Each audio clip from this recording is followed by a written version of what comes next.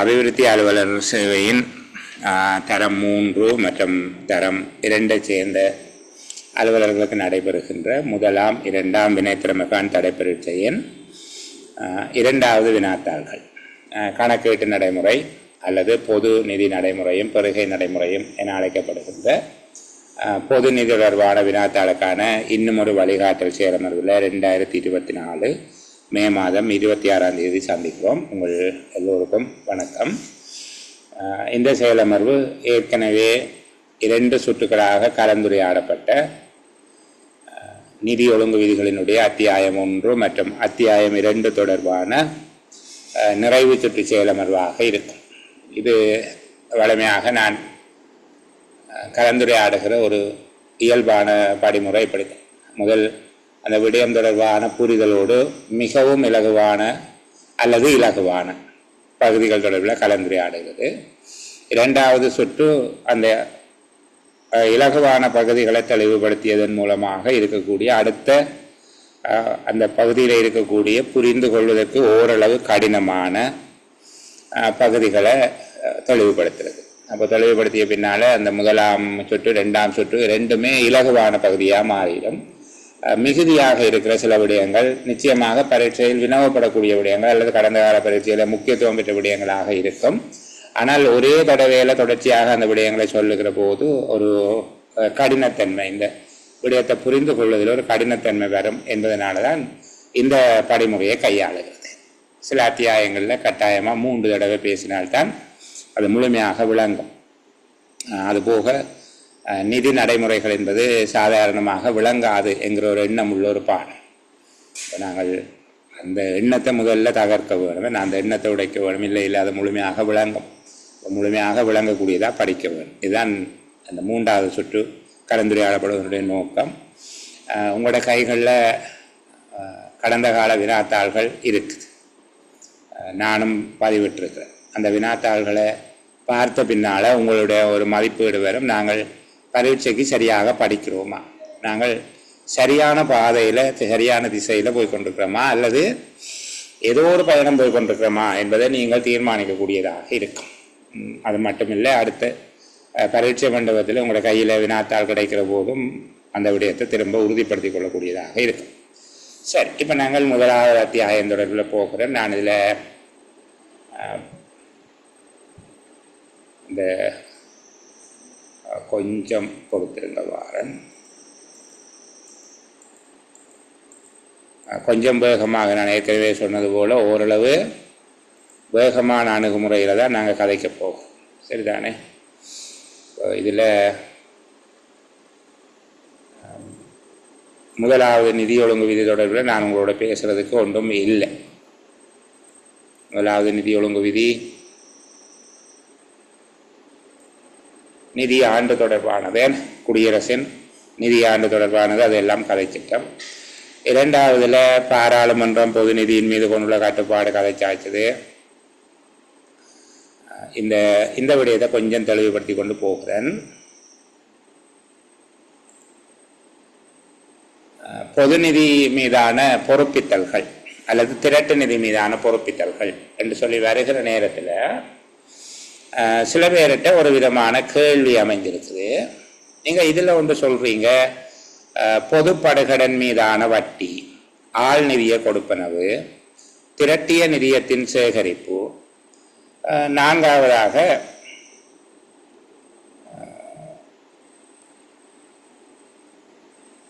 பாராளுமன்றத்தினாலே அங்கீகரிக்கப்பட்ட செலவினங்கள். 4 விஷயங்கள் சொல்லப்பட்டு கொண்டு, பொதுப்படுகடன் மீதான வட்டி, 2வது ஆழ்நிதிய கொடுப்பனவு, 3வது திரட்டிய நிதியத்தை சேகரிப்பது தொடர்பில் எழுகின்ற செலவுகள், 4வது பாராளுமன்றம் தீர்மானித்த செலவுகள் என்று சொல்றீங்க. இதுக்கு பிறகு பின்னுக்கு போயிட்டு உங்களுக்கு ஒரு விடயத்தை சொல்லி கொண்டு வாரீங்க அப்படின்னா, திரட்டு நிதியிலிருந்து செய்யக்கூடிய செலவினங்கள் என்று சொல்லி வருகிற போது அது வழங்கல் சேவைகள், விசேட சட்ட சேவைகள் என்று சொல்லி சொல்றீங்க. அது என்ன, இதுக்கு என்ன, அது என்ன என்று சொல்லி ஒரு கேள்வியை தொடர்ச்சியாக கேட்குறாங்க.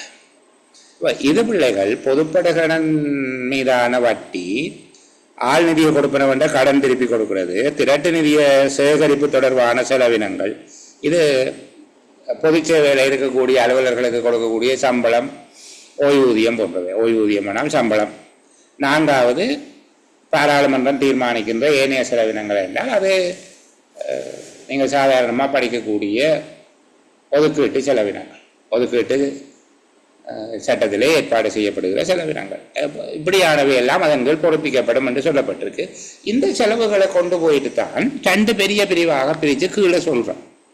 சரிதானே? அது கொஞ்சம் தெளிவான வரையறை. என்னென்றால், ஒன்று ஏற்கனவே உள்ள சட்டங்கள் என்ற அடிப்படையில் செலவுகள் மேற்கொள்ளப்படுமாக இருந்தால், அல்லது நிதி ஏற்பாடு செய்யப்படுமாக இருந்தால், நிதி வழங்கப்படுமாக இருந்தால் அது விசேட சட்ட சேவைகள் என்றும், அது தவிர ஒதுக்கீட்டு சட்டத்தில், ஒதுக்கீட்டு சட்ட மூலத்தில் அதனை உட்படுத்தி பாராளுமன்றத்தின் அனுமதி பெற்று செலவு செய்ய வேண்டுமாக இருந்தால் அது ஒதுக்கீட்டு சேவைகள் என்று சொல்லியும் 2 பிரிவுகளாக பிரிக்கிறோம். அந்த ஒதுக்கீட்டு சேவைகள் அல்லது விசேட சட்ட சேவைகள், ஒதுக்கீட்டு சேவைகளைத்தான் நாங்கள் வழங்கல் சேவைகள் என்று சொல்கிறோம். அதுக்குள்ள இந்த விடயங்கள் போகும். இப்போ உதாரணத்துக்கு பொதுப்படுகடன் மீதான வட்டி என்கிறது அது ஒரு விசேட சட்ட சேவைக்குள்ளே போகும். அதுக்கு நீங்கள் அனுமதி எடுக்க தேவையில்லை. ஒதுக்கீட்டு சட்ட மூலத்தில் சேர்த்து ஒதுக்கீட்டு அதிகார சட்டம் நிறைவேற்றி அனுமதி எடுக்க வேண்டியது இல்லை. அதுபோல கடன் மீள் செலுத்தல்கள் தேவையில்லை. திரட்டு நிதியத்தின் மீதான சேகரிப்பு, அரசாங்க உத்தியோகர்களுக்கு கொடுக்கப்படுகிற சம்பளத்தில் சில விடயங்கள் ஒதுக்கீட்டு சட்டத்தில் வரும், சிலது பெரும்பாலானவை விசேட சட்ட சேவைகளுக்குள்ள வரும். அப்போ அது வேறு ஒரு விதமான விளக்கம். இதுக்குள்ள உதாரணமாக இந்த 4 வகையான செலவினங்கள் பொறுப்பிக்கப்படும் என்று சொல்லப்பட்டிருக்கு. அப்போ இது தொடர்பில் நீங்கள் குழப்பமடைய தேவையில்லை. இங்கே திரட்டு நிதி என்று கேட்கப்பட்டால் திரட்டு நிதிக்கு வரவிலக்கணம், அதன் உட்பாய்ச்சல், வெளிப்பாய்ச்சல் 3ஐயும் உள்ளடக்கியதாக நீங்கள் பதில் சொல்ல பூர்வமாக இருக்கும். சரிதானே? அதை கொஞ்சம் கவனம் எடுத்தீங்கன்னா சரி.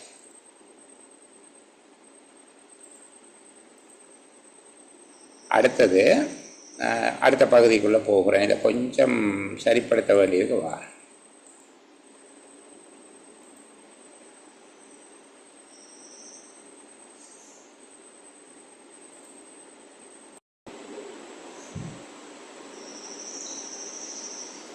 சரி, அப்போது தொடர்ந்து பேசுவோம் பிள்ளைகள்.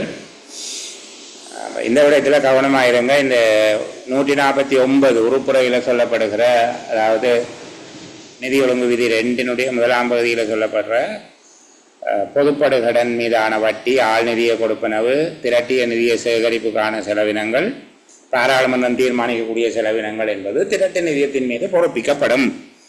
இந்த செலவின வகைகள் எல்லாத்தையும் 2 வகையாக பிரிக்கலாம் என்பது பின்னர் சொல்லப்பட்டிருக்குது. அதாவது ஒதுக்கீட்டு சட்ட சேவைகள், விசேட சட்ட சேவைகள். ஒதுக்கீட்டு சட்டத்தினாலே அனுமதிக்கப்பட்டால் அது வழங்கல் சேவைகள் அல்லது ஒதுக்கீட்டு சட்ட சேவைகள் என்று சொல்லியும், மற்ற வேளைகளில் அது ஏனைய சட்டங்களினால் ஆக்கப்பட்டிருந்தால் அது விசேட சட்ட சேவைகள் என்று சொல்லியும் நாங்கள் எடுத்துக்கொள்ளக்கூடியதாக இருக்கு. திரட்டு நிதியத்தில் உள்ள பணம் எப்படி கணிக்கிறது என்பதை பற்றி எல்லாம் சொல்லிட்டோம். திரட்டு நிதியத்தில் இருந்து செய்யப்படுகிற 2 விதமான சேவைகள், விசேட நியதி சட்ட நிதியங்கள். இந்த இப்படி சொல்லப்பட்டிருக்கு. என்னென்னா, சட்டத்தினால் குறித்து ஒதுக்கப்படாத அரசுக்கு சொந்தமான பணம் அனைத்தும், சட்டத்தினால் குறித்து ஒதுக்கப்படாத குடியரசுக்கு சொந்தமான பணம் அனைத்தும் திரட்டு நிதியம் என அழைக்கப்படும். குறித்து ஒதுக்கப்பட்ட பணம், குறித்து ஒதுக்கப்படாத நிதியம், 2ஐயும் சொல்லுங்க. அப்போ குறித்து ஒதுக்கப்பட்ட நிதியம் உங்களுக்கு கேட்டால் அது விசேட நியதி சட்ட நிதியங்கள் என்று புரிஞ்சு கொள்ளுங்க. கேள்வியில இப்படி கேட்கிறாங்க, சட்டத்தினால் குறித்து ஒதுக்கப்படாத குடியரசுக்கு சொந்தமான அனைத்து பணமும்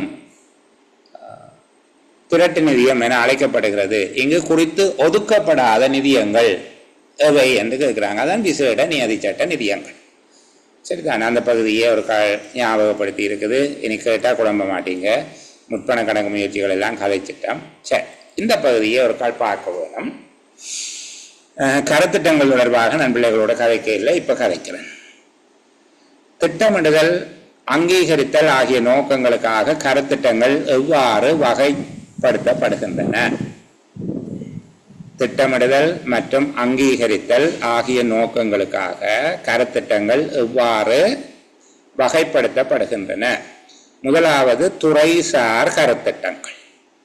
சரிதானே? துறைசார் கருத்திட்டங்கள் என்பது பல வருட காலங்களாக செயற்படுத்தப்படுகின்ற, பொதுவாக 5 வருடம் பல வருட காலங்களுக்குரிய நிகழ்ச்சி திட்டங்களாக இருக்கும். சரி, இந்த திட்டங்கள், துறைசார் திட்டங்கள் தொடர்புடைய அமைச்சு தேசிய திட்டமிடல் திணைக்களத்தின் ஆலோசனை உதவியை பெற்று தயாரிக்கப்படும். இருகட்ட முறையிலான அங்கீகாரம் பெறப்படும். இருகட்ட முறையிலான அங்கீகாரம் பெறப்படும். இவ்வளவு சொன்னா காணும். துறைசார் கருத்திட்டங்கள் என்பது ஒவ்வொரு துறையிலும் பல வருட காலங்களாக நடைபெறுகிற நிகழ்ச்சி திட்டங்களாக இருக்கும். விடய அமைச்சுக்களினால் அல்லது திணைக்களங்களினால் தேசிய திட்டமிடல் திணைக்களத்தின் ஆலோசனை மற்றும் உதவி பெற்று தயாரிக்கப்படுகிறது. இது இருகட்ட முறையில் அங்கீகரிக்கப்படுகிறது. திட்டமிடுதல் அங்கீகரித்தல் நோக்கங்களுக்காக கருத்திட்டங்களை 3 வகைப்படுத்துகிறோம். முதலாவது துறைசார் கருத்திட்டம், இரண்டாவது பெரிய கருத்திட்டங்கள். பெரிய கருத்திட்டங்கள்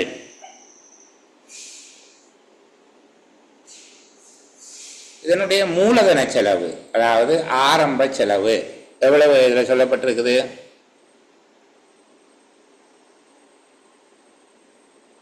1, 10, 100, 1000, 10,000, 100,000, மில்லியன், 10 மில்லியன், ஏன்னா 10 மில்லியன் ரூபாய். இது பழைய இதில் எழுதியக்கு 1 கோடி ரூபாய் என்று வாசிக்கப்படுது. இங்கே நாங்கள் 10 மில்லியன். சரிதானே? பெரிய கருத்திட்டத்தை எப்படி வகைப்படுத்துகிறோம் என்றால் அதனுடைய தொடக்க செலவு 10 மில்லியன் ரூபாவுக்கு மேற்பட்டதாக இருக்கும். ஆண்டு பராமரிப்பு செலவு 500,000 ரூபாவுக்கு மேற்பட்டதாக இருக்கும். இங்கே இருக்க தமிழ்ல ஒரு குறைபாடு இருக்கு. 500,000 ரூபாவை விஞ்சாததுமான ஒரு கருத்திட்டம். விஞ்சாததம் என்றால் அது இந்த கருத்து 5 லட்சம் ரூபாவுக்கு குறைஞ்சது என்பதாக போயிடும். அப்படி அல்ல. சரிதானே? 5 லட்சம் ரூபாவுக்கு மேலே இருக்க வேணும் தொழிற்பாட்டு பராமரிப்பு செலவு. அதே போல அதனுடைய மூலதன செலவு அல்லது தொடக்க செலவு 10 மில்லியன் ரூபாய். சரியா? 100 லட்சம் அல்லது 1 கோடி எப்படி வேணுண்டாலும் சரி, என்னவோ 7 சைபர் போட்டால் சரி. சரிதானே? இது இருகட்ட அங்கீகார முறையில் அங்கீகரிக்கப்படும். இருகட்ட நடைமுறையினூடாக இது நிறைவேற்றப்படும். அது இருகட்ட அங்கீகாரம் என்ற என்ன என்று நான் பிறகு சொல்லித்தார். சரியா? 2 கட்டங்களாக அங்கீகரிக்கப்படும் பெரிய கருத்திட்டங்கள். அடுத்த சிறிய கருத்திட்டங்கள், இதனுடைய மூலதன செலவு 10 மில்லியன் ரூபாவுக்கு குறைவாக இருக்கும். அதனுடைய தொழிற்பாட்டு பராமரிப்பு செலவு ஆண்டுக்கு 500,000 ரூபாய் அல்லது 5 லட்சம் ரூபாவுக்கு குறைவாக உள்ளது. சரியா? இந்த கருத்திட்டம் தனித்தனி கூறுகளாக பிரிப்பதற்கு அனுமதிக்கப்பட மாட்டாது. டெண்டர் பண்ணி செய்யலாம், துண்டு துண்டா செய்யலாம், கட்டம் கட்டமாக இது செய்ய இயலாது. தனித்தனி கூறுகளாக பிரிப்பதற்கு அனுமதிக்கப்பட மாட்டாது. இது இருகட்ட அங்கீகார நடைமுறையினூடாக நிறைவேற்றப்பட வேண்டியது கட்டாயம் அல்ல. அதுக்காக நிறைவேற்றக்கூடாது என்பது அல்ல. இருகட்ட அங்கீகார முறையினூடாக நிறைவேற்றப்பட வேண்டியது கட்டாயம் அல்ல. இப்போ இந்த 3 கருத்திட்டங்களையும் உங்களுக்கு சொல்ல இயலும் தானே? சரியா? எப்படி சொல்றோம்? திட்டமிடுதல் மற்றும் அங்கீகரித்தல் நோக்கங்களுக்காக கருத்திட்டங்கள் 3 விதமாக வகைப்படுத்தப்படுகிறது. ஒன்று துறைசார் கருத்திட்டங்கள். அதை பற்றி விளக்கம் எழுத போகிறோம். ஒரு 3 பாயிண்ட்ஸ் எழுத போகிறோம். இவை பொதுவாக பல வருட கால நிகழ்ச்சி திட்டங்களாக அமையும். வழமையில் 5 வருஷம். விடய அமைச்சுக்கள் திணைக்களங்களினால் தேசிய திட்டமிடல் திணைக்களத்தின் ஆலோசனை மற்றும் உதவி பெற்று தயாரிக்கப்படுகிறது. இவை இருகட்ட அங்கீகார முறையினூடாக அங்கீகரிக்கப்பட வேண்டும். இரண்டாவது பெரிய கருத்திட்டங்கள். துறைசார் கருத்திட்டங்கள் முதலாவது, இரண்டாவது பெரிய கருத்திட்டம். இதுக்கு நிதி ரீதியாக அளவீடு எப்படி இருக்குது? தொடக்க செலவு 10 மில்லியன் ரூபாவுக்கு மேற்பட்டதாகவும் ஆண்டு தொழிற்பாட்டு பராமரிப்பு செலவு 500,000 ரூபாவுக்கு மேற்பட்டதுமான கருத்திட்டம். இது இருகட்ட நடைமுறையினூடாக நிறைவேற்றப்பட வேண்டும். இருகட்ட நடைமுறையினூடாக நிறைவேற்றப்படுதல் வேண்டும். மூன்றாவது சிறிய கருத்திட்டங்கள். இவற்றின் மூலதன செலவு, ஆரம்ப செலவு 10 மில்லியன் ரூபாவுக்கு குறைவாகவும் ஆண்டு தொழிற்பாட்டு செலவு அல்லது பராமரிப்பு செலவு ஆண்டுக்கு 500,000 ரூபாவுக்கு குறைவாகவும் இருக்கும். இதனை தனியான கூறுகளாக பிரிக்க அனுமதிக்க மாட்டார்கள். கருத்திட்டம் இரு கட்ட அங்கீகார முறையினூடாக நிறைவேற்றப்பட வேண்டும் என்பது கட்டாயமானது அல்ல. இவ்வளவு சொன்னால் காணும் நீங்கள். இப்போ இந்த இருகட்ட அங்கீகார முறை பற்றி நான் கதைக்கிறேன், சரிதானே? ஒரு கருத்திட்டத்தினுடைய திட்டமிடல் நிறைவேற்றல் கட்டங்கள் எவை என்று சொல்லி பார்த்தால் அது இதுக்குரிய விளக்கம் உங்களுக்கு வாங்க. முதலாவது, ஒரு கருத்திட்டம் இனங்காணப்படுதல், சரிதானே? முதலாவது விடயமாக ஒரு கருத்திட்டத்தை இனம் காண்றது. கருத்திட்டத்தை இனம் காணுதல் என்கிறது ஒரு தேவை அடிப்படையாக கொண்டு தொடர்புள்ள திணைக்களம் அல்லது அரசாங்கத்தின் நிறுவனம் உதவி நன்கொடையாளர்களுடைய அனுசரணையோடு கருத்திட்டத்தை இனங்கண்டு முன்னிலை சாத்தியவள ஆய்வு, விசிபிலிட்டி ரிப்போர்ட் என்று சொல்லி ஒன்று தயாரிக்கும். அது எவ்வளவு தூரம் செய்வதற்கு சாத்தியமானது, பொருத்தமானது என்பதை பற்றி ஒரு ரிப்போர்ட்டை தயாரிக்கும். அதான் இனங்காணல். உண்மையாக அந்த அளவு விளக்கம் உங்களுக்கு தேவையில்லை, நீங்கள் இனங்காணல் என்று சொல்லி பார்த்து கொண்டா சரி, சரிதானே? அடுத்தது பூர்வாங்க மதிப்பீடு. பூர்வாங்க மதிப்பீடு என்றால் அன்னளவாக எவ்வளவு செலவாகும், அன்னளவாக இது எவ்வளவு செலவாகும். இது திரைசேரியில் இருக்கிற தேசிய திட்டமிடல் திணைக்களத்தின் உதவியோடு தான் இந்த விஷயத்தை செய்ய வேணும். பூர்வாங்க மதிப்பீடு அன்னளவாக எவ்வளவு காசு செலவாகும் என்று ஒரு ட்ரஃப் எஸ்டிமேட் என்று வைங்களை எளிமையாக சொல்லுகிறேன். இதை நீங்கள் என்னுடைய எஸ்எல்ஏஸ் அகலை படிப்பிச்ச யூடியூப்பில் போய் பார்த்தீங்கன்னா அதில் விளக்கமாக இருக்கும். அதெல்லாம் இப்போ போய் நம்ம இப்போ இது காணும், சரிதானே? பூர்வாங்க மதிப்பீடு, பூர்வாங்க மதிப்பீடு என்று சொல்லுகிறது ஒரு ட்ரஃப் எஸ்டிமேட். மூன்றாவது, இதை அமைச்சரவையிட்டையும் அபிவிருத்தி செயலாளர் குழுவிட்டையும் தேசிய திட்டமிடல் திணைக்களத்துக்கு ஊடாக அந்த முதல் நிலை சாத்தியவள படிவத்தில் கொடுத்து அவர்களிட ஒரு சரி செய்யலாம் என்று சொல்லி ஒரு கோட்பாட்டு அளவிலான அங்கீகாரம், சரியா? முதலாவது ஓகே நாங்கள் இப்படி ஒன்று செய்வோம் என்றதை பற்றி அவையிட்ட ஒரு அங்கீகாரத்தை பெற்றுக்கொள்வதால் தான் பூர்வாங்க அங்கீகாரம். முதல் டைம் அவையிட்ட இருந்து அனுமதி பெறுகிறார். இது பூர்வாங்க மதிப்பீடுன்றது ஒரு ப்ரிலிமினரி எஸ்டிமேஷன், ப்ரிலிமினரி அப்ரூவல். அதுக்கு பிறகு அதை தயாரிக்கிறேன்டா இப்போ முழுமையான சாத்தியவள ஆய்வு செய்து எல்லா விடயங்களும் மிக துல்லியமான மதிப்பீடாக இருக்கும். அந்த மதிப்பீடு தயாரிக்கு முழுமையான மதிப்பீட்டை சமர்ப்பிக்கிறோம். இப்போ அமைச்சரவை இறுதி அங்கீகாரம். அமைச்சரவை ஒரு முதலீட்டு திட்டத்துக்கு இறுதி அங்கீகாரம் கொடுத்தால் ஒரு லிஸ்ட் ஒன்று வச்சிருக்குது, பொது முதலீட்டு நிகழ்ச்சி திட்டம். திரைசேரிட்டு அது இருக்குது என்று வச்சுக்கொள்ளுங்க. தேசிய திட்டமிடல் திணைக்களத்தில் இருக்குது பொது முதலீட்டு நிகழ்ச்சி திட்டம். நாட்டில் நிறைவேற்றப்பட வேண்டிய எல்லா நிகழ்ச்சி கருத்திட்டங்களையும் அதில் தான் லிஸ்ட் பண்ணி வச்சிருக்கணும். அதில் இருந்து ஒவ்வொரு வருஷமும் வரவு செலவு திட்டத்தில் குறிப்பிட்ட அளவை சேர்த்துக்கொள்கிறோம். அதே போல் புதிதாக கருத்திட்டங்கள் அந்த பட்டியலில் சேர்க்கப்படும். அந்த பட்டியலில் இருந்து தான் வரவு செலவு திட்டத்துக்கு சேர்க்கப்படும், சரிதானே? அது ஒரு ரிவால்விங் பிளான் என்று சொல்கிறோம். ஒரு ரோலிங் பிளான், ஒரு சுழற்சி முறையில் அதில் இருந்து கட்டமாக வரவு செலவு திட்டத்துக்கு சேர்க்கப்படும். பின்னர் செயற்படுத்தப்படும். மதிப்பீடு செய்தல், இங்கே வருகிற மதிப்பீடு செய்தல் என்பது எஸ்டிமேஷன் அல்ல, எவாலுவேஷன். அதாவது அந்த கருத்திட்டத்தினுடைய பயன்கள் தொடர்பாக மதிப்பீடு செய்தல். இப்போ பாருங்க, ஒரு 10 படிமுறைகளுக்கு ஊடாக கருத்திட்டம் ஒன்று நிறைவேற்றப்படுது. எப்படி? முதல்ல கருத்திட்டம் இனங்காணப்படுகிறது, ஆரம்ப மதிப்பீடு, ஆரம்ப அங்கீகாரம், பின்னர் கருத்திட்டம் தயாரிக்கப்பட்டு முழுமையான மதிப்பீடு சமர்ப்பிக்கப்படுகிறது, இறுதி அங்கீகாரம் பெற்ற பின்னர் பொது முதலீட்டு நிகழ்ச்சி திட்டத்தில் சேர்க்கப்படுது, பின்னர் வரவு செலவு திட்டத்தில் சேர்க்கப்பட்டு செயற்படுத்தப்படும். உரிய பிரதான கணக்கீட்டு உத்தியோகத்தர் கூடாக அது செயற்படுத்தப்படும். அந்த கருத்திட்டத்தினுடைய பெறுபேறுகள் மதிப்பீடு செய்யப்படும். அப்போ கருத்திட்டத்தின் நிறைவேற்றப்படும் படிமுறைகள் எவை என்று சொல்லி கேட்கப்பட்டால், கருத்திட்டம் ஒன்று நிறைவேற்றப்படுகின்ற படிமுறைகள் எவை? இனங்காணல், பூர்வாங்க மதிப்பீடு, பூர்வாங்க அங்கீகாரம், தயாரித்தல், முழுமையான மதிப்பீடு, இறுதி அங்கீகாரம். இறுதி அங்கீகாரம் என்பது அமைச்சரவையில் கொடுத்து அமைச்சரவை முழுமையான அப்ரூவலை கொடுக்கும். பொது முதலீட்டு நிகழ்ச்சி திட்டத்தில் சேர்க்கப்படுதல், வரவு செலவு திட்டத்தில் சேர்த்தல், செயற்படுத்தல், மதிப்பீடு செய்தல். இருகட்ட அங்கீகார நடைமுறை என்றால் என்ன என்று கேட்கப்பட்டால், ஒரு கருத்திட்டமானது பூர்வாங்க மதிப்பீடு தயாரிக்கப்பட்டு அமைச்சரவை அபிவிருத்தி செயலாளர் குழு ஆகியோருடன் சமர்ப்பிக்கப்பட்டு பூர்வாங்க அங்கீகாரம் அல்லது ஆரம்ப அங்கீகாரம் அல்லது கோட்பாட்டளவிலான அங்கீகாரம் எப்படியும் பயன்படுத்தலாம். பெறப்பட்ட பின்னர் முழுமையான மதிப்பீடு தயாரிக்கப்பட்டு இரண்டாவது தடவை இறுதி அங்கீகாரம் பெறப்படுகின்ற நடைமுறை இருகட்ட அங்கீகார நடைமுறை என அழைக்கப்படுகிறது.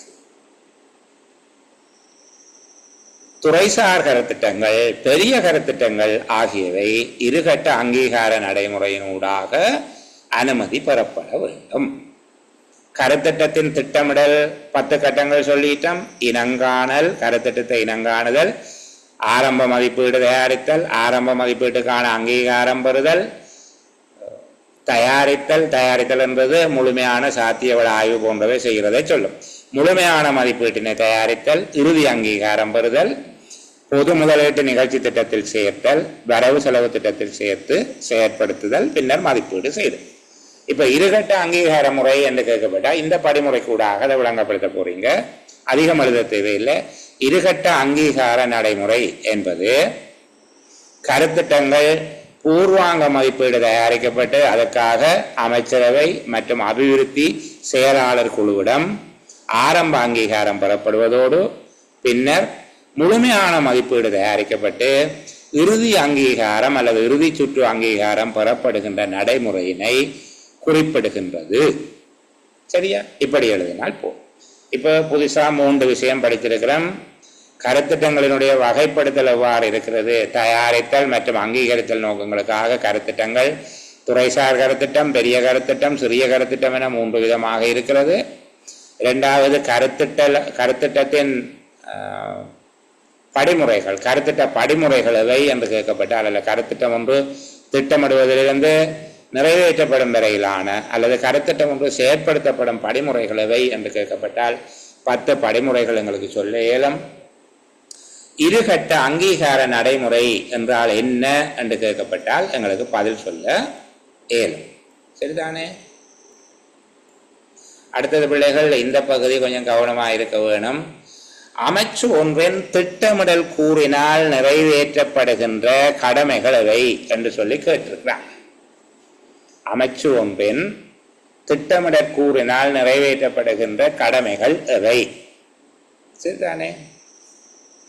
கருத்திட்டங்களை தயாரித்தல், மீளாய்வு செய்தல், செயற்படுத்துதல்,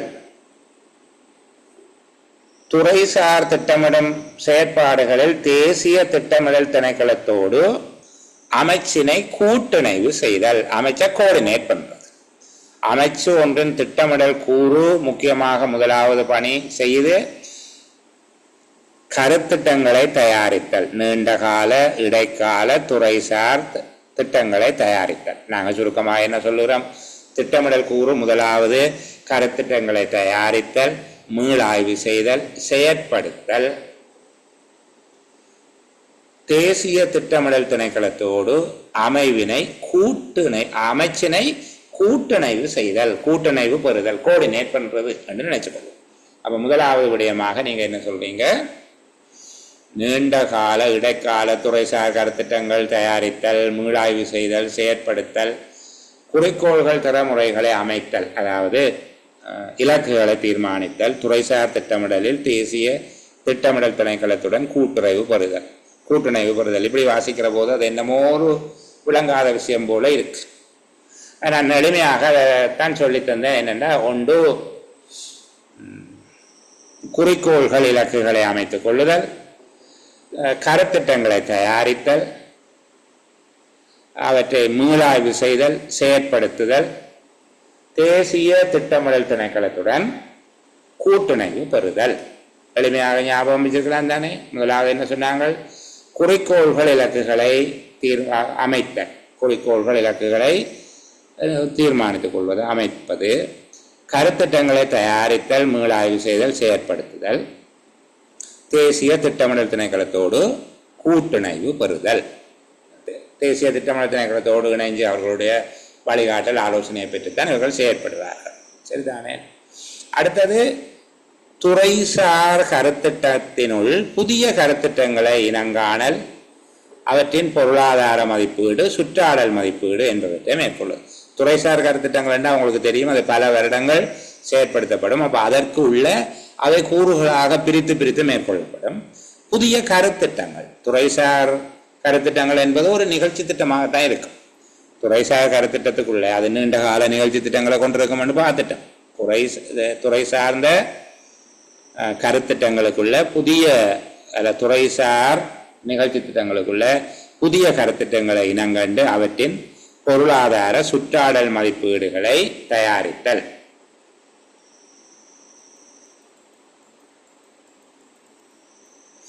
துறைசார் கருத்திட்டங்களின் பொருளாதார கொள்கைகளையும் அவற்றின் சமூக விளைவுகளையும் பரிசீலனை செய்து நடவடிக்கை எடுத்தல். துறைசார் நிகழ்ச்சி திட்டங்களின் அல்லது கருத்திட்டங்களின் சகல வகையான பொருளாதார கொள்கைகளையும் அவற்றின் சமூக விளைவுகளையும் பரிசீலனை செய்தல். துறைசார் கருத்திட்டங்களின் சமூக பாதிப்புகளை அல்லது சமூக தாக்கத்தினை பரிசீலனை செய்தல். துறைசார் கருத்திட்டங்கள் சமூகத்தின் மீது ஏற்படுத்துகின்ற பாதிப்புகளை பரிசீலனை செய்தல். அமைச்சினால் தயாரிக்கப்படுகின்ற கருத்திட்டங்களை முதலீட்டு நிகழ்ச்சி திட்டத்தில் சேர்ப்பது தொடர்பாக, முதலீட்டு நிகழ்ச்சி திட்டத்தில் சேர்ப்பது தொடர்பாக தேசிய வரவு செலவு திட்ட திணைக்களம், தேசிய திட்டமிடல் திணைக்களம் என்பவற்றோடு கூட்டாக இணைந்து செயற்படுதல். இந்த தேசிய திட்டமிடல் திணைக்களம், தேசிய வரவு செலவு திட்ட திணைக்களம் எல்லாம் திரைசேரியினுடைய பிரிவுகள் தான். அப்போது அமைச்சினால் தயாரிக்கப்படுகின்ற நிகழ்ச்சி திட்டங்கள் அல்ல கருத்திட்டங்கள் தொடர்பாக அவற்றை வரவு செலவு திட்டத்தில் இணைப்பது தொடர்பில் தேசிய வரவு செலவு திட்ட திணைக்களத்தோடு கூட்டாக செயற்படுதல். கருத்திட்ட முன்னேற்றங்கள் தொடர்பாக கண்காணித்தல், பிரச்சனைகளை இனங்காணல், அவற்றுக்குரிய பரிகாரங்களை கண்டறிதல். சொல்லுகிற போது கொஞ்சம் கஷ்டமாக இருக்குது என்று சொல்லி எனக்கும் தெரியும், சரிதானே? ஆனால் நாங்கள் இந்த விடயத்தை படித்தே ஆக வேணும். நிறைய விடயங்கள் அவர்கள் இதுக்குள்ள கேள்விகள் கேட்கப்பட்டிருக்கிறீங்க. பேப்பர் வச்சிருக்கிற பிள்ளைகளுக்கு தெரியும். ஒரு அமைச்சின் திட்டமிடல் கூறினால் நிறைவேற்றப்படுகின்ற கருமங்களவை என்று சொல்லி கேட்டிருக்கிறார்கள். அப்போ நான் எளிமையாக திரும்ப ஒரு தடவை உங்களுக்கு சொல்லுகிறேன். இப்போ விளங்குதா? 3வது சுற்றில் நாங்கள் இது ஏன் பேசுகிறோம்? இது எல்லாம் முதல் சுற்றில் பேசினா அதோடையே நிதி நடைமுறைகள் படிக்கிறது நின்றுடும். சரி, இப்போ எங்களுக்கு தெரியும் ஒரு அமைச்சில் திட்டமிடல் கூறு தனியாக ஒரு பிளானிங் யூனிட் ஒன்று இருக்கும். இந்த பிளானிங் யூனிட் என்னென்ன வேலை செய்யும் என்று சொல்லி கேட்டிருக்கு. முதலாவது என்ன செய்யுது? அது கருத்திட்டங்களை தயாரிக்குது, அதை மீளாய்வு செய்கிறது, செயற்படுத்துது. கருத்திட்டங்களை தயாரித்தல், மீளாய்வு செய்தல், செயற்படுத்தல், குறிக்கோள்கள் இலக்குகளை அமைத்துக் கொள்ளுதல், தேசிய திட்டமிடல் திணைக்களத்துடன் கூட்டிணைந்து செயற்படுதல். 2வது துறைசார் நிகழ்ச்சி திட்டங்களினுள் புதிய கருத்திட்டங்களை இனங்கண்டு தயாரித்தல், அவற்றின் பொருளாதார மதிப்பீடு, சுற்றாடல் மதிப்பீட்டை மேற்கொள்வது. 3வது துறைசார் கருத்திட்டங்களின் சகல பொருளாதார கொள்கைகளையும் அவற்றின் சமூக விளைவுகளையும் பரிசீலனை செய்வது. 4வது துறைசார் கருத்திட்டங்களின் சமூக பாதிப்புகளை பரிசீலனை செய்வது. 5வது அமைச்சினால் தயாரிக்கப்படுகின்ற கருத்திட்டங்களை தேசிய முதலீட்டு நிகழ்ச்சி திட்டத்தில் இணைப்பது தொடர்பில் தேசிய வரவு செலவு திட்ட திணைக்களத்துடன் கூட்டாக பணியாற்றுவது. செயற்படுத்தப்படும் கருத்திட்டங்களின் முன்னேற்றம் தொடர்பாக கண்காணித்தல், பிரச்சனைகளை இனங்காணல், அவற்றுக்கான பரிகார நடவடிக்கைகளை மேற்கொள்ளுதல்.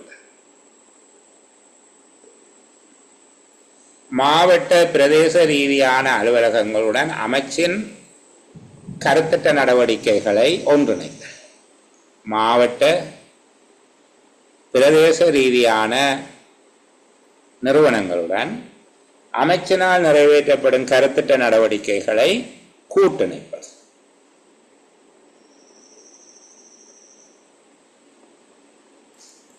துறைசார் கருத்திட்டங்களின் பொருளியல் செயலாற்றுகை, சமூக செயலாற்றுகை தொடர்பான சகல அம்சங்கள் பற்றியும் அமைச்சு செயலாளருக்கு ஆலோசனை வழங்குகிறார். துறைசார் கருத்திட்டங்களின் பொருளாதார சமூக செயலாற்றுகை அவற்றின் சகல அம்சங்கள் தொடர்பாகவும் செயலாளருக்கு ஆலோசனை வழங்குதல் ஆகிய பணிகளை அமைச்சின் திட்டமிடல் கூறு நிறைவேற்றுகிறது. சரியா? நான் இதை விட எளிமையாக சொல்ல முடியாது. நான் இயலுமான அளவுக்கு எளிமைப்படுத்தி சொல்லியிருக்கிறேன். தயவு செய்து இந்த பகுதியை பார்த்துக்கொள்ளுங்க. இது முழுவதும் அந்த வினாத்தாள்கள் முழுவதையும் நாங்கள் சிறப்பாக கையாள வேணும் என்ற ஆர்வமுடையவர்களுக்காக இந்த பகுதியை சொல்லுகிறேன். என்னமோ ஒரு மாதிரி சமாளித்து ஒரு 40 புள்ளி எடுக்க இயலாதா என்று கேட்குறவர்களுக்கு என்கிட்ட பதில் இல்லை. சரிதானே? சரி, அடுத்த இந்த பகுதி தொடர்பாக நாங்கள் பார்க்க போகிறோம். ஆண்டு மதிப்பீடுகள் சமர்ப்பிக்கப்படுகின்ற வடிவம் என்ன, அதன் உள்ளடக்கம் என்ன என்று சொல்லி கேட்குறாங்க. ஓகே, ஒரு அபிப்பிராயம் சொல்லப்பட்டிருக்குது. இந்த பகுதியை விளங்கி கொள்ள முடியவில்லை என்று சொல்லி நான் அந்த கேள்விக்காக நான் இப்போ திரும்ப உங்களோட இன்னும் எளிமையாக சொல்ல முடியுமா என்று சொல்லி முயற்சிக்கிறேன். சரிதானே? உங்களுடைய அபிப்பிராயத்துக்கு நன்றி. பேச்சு வழக்கில் பேசட்டுமா? அப்படி ஒரு சொன்னால் மிக வசதியாக இருக்குமே.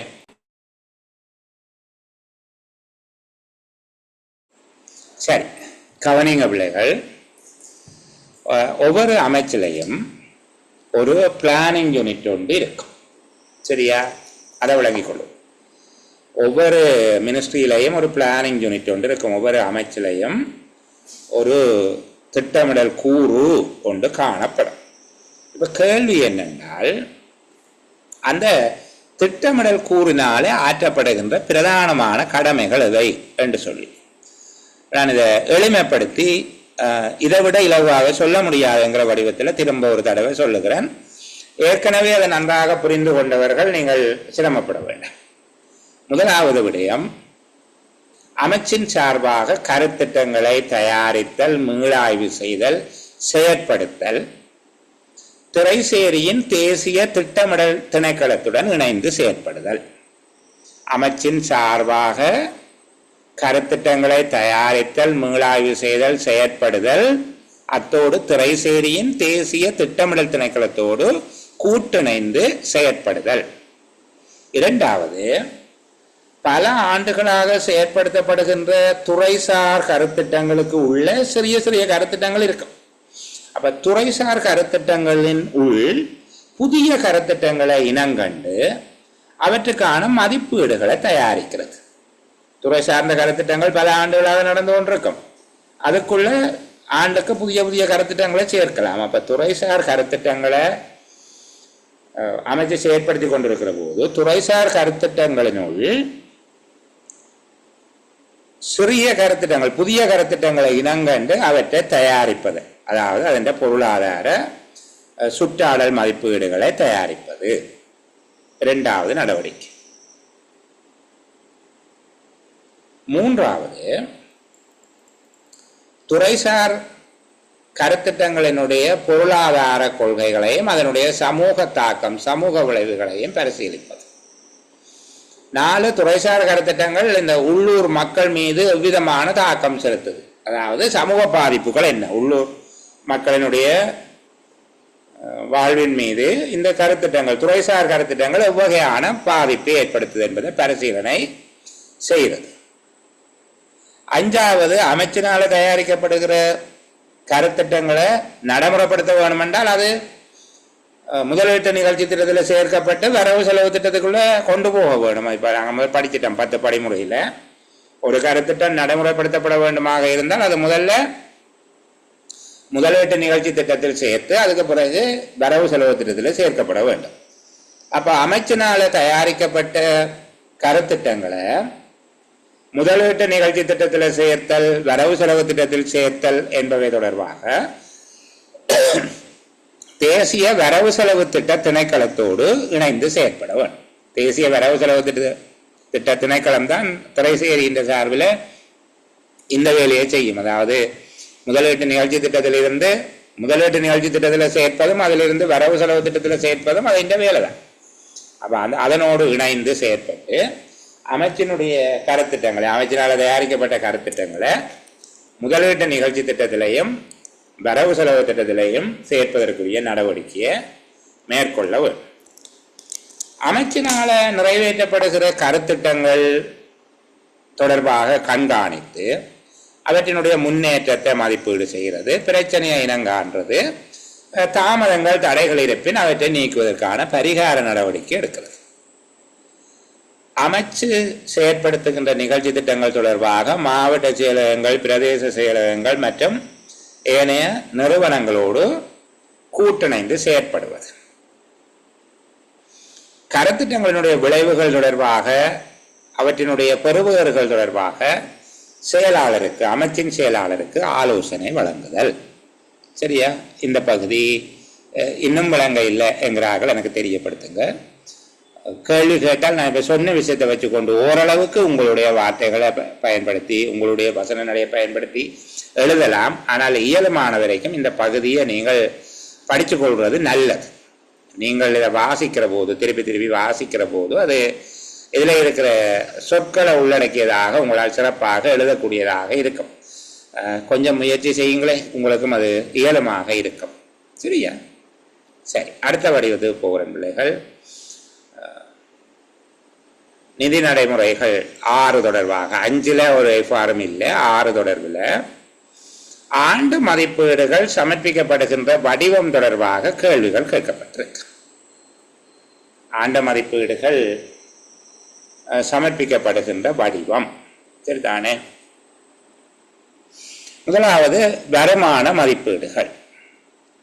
வருமான மதிப்பீடுகள் என்னென்ன வருமானங்கள் எவ்வளவு எவ்வளவு கிடைக்கும் என்பது தொடர்பாக வருமான மதிப்பீடு. 2வது செலவின மதிப்பீடுகள். இதில் செலவினத்தின் பொது மதிப்பீடுகள் என்று சொல்லப்பட்டிருக்கு சகோதரங்கள். சரிதானே? இந்த செலவின மதிப்பீடுகள் என்பது 2 பிரிவாக வரும். இப்போ நீங்கள் இதை இப்படி எடுத்துக்கொள்ளலாம். முதலாவது வருமான மதிப்பீடுகள். சரியா? இந்த பகுதியில் நீங்கள் வருமான மதிப்பீடுகள் என்று சொல்லி முதலாவது எடுக்கலாம். ஆனால் இருக்கிறது ஒன்றென்று எடுத்துக்கொள்ளுங்க, அது வருமான மதிப்பீடுகள். 2வது செலவின மதிப்பீடுகள். இந்த செலவின மதிப்பீடுகளை ஆனால் அவன் 2ஆக பிரிக்கலாம். எப்படி என்றால், பொது மதிப்பீடுகள், பொது மதிப்பீடுகள், முற்பண கணக்கு நடவடிக்கைகள் என்று சொல்லி பிரிக்கலாம். சரிதானே? இப்போ முதலாவது வருமான மதிப்பீடுகள், 2வது செலவின மதிப்பீடுகள், 2 ஆனால் பொது மதிப்பீடு. அதாவது முதலாவது அட்டவணை, 2வது அட்டவணை என்பவை. முதலாம் அட்டவணை வழங்கல் சேவைகள், 2ஆம் அட்டவணை விசேட சட்ட சேவைகள். செலவின மதிப்பீடுகள் 2 அட்டவணைகளாக இருக்கும். அதில் இந்த முதலாம் அட்டவணை தான் பாராளுமன்றத்தில் சமர்ப்பித்து அனுமதி பெறப்படுகிற அட்டவணை. முதலாம் அட்டவணை, 2ஆம் அட்டவணை. அடுத்தது முற்பண கணக்கு நடவடிக்கைகள், அது 3வது அட்டவணையிலே அது இருக்கும். அப்போ முதலாவது வருமான மதிப்பீடுகள், 2வது செலவின மதிப்பீடுகள். செலவின மதிப்பீடுகளில் 2 ஆனா பொது மதிப்பீடு, ஆவன்னா முற்பண கணக்கு நடவடிக்கைகள். சரியா? 3வது அரசாங்க சேவையின் வேதன அளவு திட்டங்கள். அரசாங்க சேவையின் வேதன அளவு திட்டங்கள். 4வதாக எழுதுங்க, விரிவான பதவியினர் அட்டவணை. விரிவான பதவியினர் அட்டவணை. 5வது வருமான செலவின பொழிப்பு. வருமான செலவின பொழிப்பு. வருமான செலவின பொழிப்பு என்றால் இது அங்க மேல கொடுக்கப்பட்டது விரிவான வருமான மதிப்பீடு, விரிவான செலவின மதிப்பீடு. இது அதுக்கு மேலதிகமாக வெளியிடப்படும் சமரி. சரிதானே? வருமான செலவின பொழிப்பு. இந்த 5 விடயங்களையும் உள்ளடக்கியதாக உங்களுடைய விடையை எழுதுங்க. நீங்க எப்படி எழுத போறீங்க? ஆண்டு மதிப்பீடுகள் சமர்ப்பிக்கப்படும் அமைப்பு என்று கேட்கப்பட்டால், 1 வருமான மதிப்பீடுகள், இரண்டாவது செலவின மதிப்பீடுகள். அந்த இரண்டாவது செலவின மதிப்பீடுகளில் 2 ஆனா செலவினத்தின் பொது மதிப்பீடுகள் முதலாம் 2ஆம் அட்டவணை என்ற பிராக்கெட்டுக்கு போடுங்க. சரிதானே? 2 ஆவன்னா முற்பண கணக்கு தொடர்புபட்ட மதிப்பீடுகள் பிராக்கெட்டுக்குள்ள 3ஆம் அட்டவணை என்று போடுங்க. 3வது அரசாங்க சேவையின் சம்பள அளவு திட்டங்கள் அல்லது அரசாங்க சேவையின் வேதன அளவு திட்டங்கள். 4வது விரிவான பதவியினர் அட்டவணை. 5வது வருமான செலவின பொழிப்புகள் என்பதாக எழுதினால் சரி. சரிதானே? ஆண்டு மதிப்பீடுகள் பட்ஜெட் எப்படி சமர்ப்பிக்கப்படுவது? 1 வருமான மதிப்பீடு, அது தனியாக இருக்கும். 2வது செலவின மதிப்பீடு, அது 3 அட்டவணைகளாக சமர்ப்பிக்கப்படும். அது 3 அட்டவணைகளாக சமர்ப்பிக்கப்படும். முதலாவது அட்டவணை என்பது ஒதுக்கீட்டு சட்டத்தினாலே அதிகாரம் அளிக்கப்பட்ட செலவினங்கள். 2வது அரசியல் அமைப்பினாலும் ஏனைய சட்டங்களினாலும் அதிகாரம் அளிக்கப்பட்ட செலவினங்கள், அதாவது விசேட சட்ட ஒதுக்கீடுகள். முதலாவது ஒதுக்கீட்டு சட்ட ஏற்பாடுகள், ஒதுக்கீட்டு சட்ட சேவைகள்.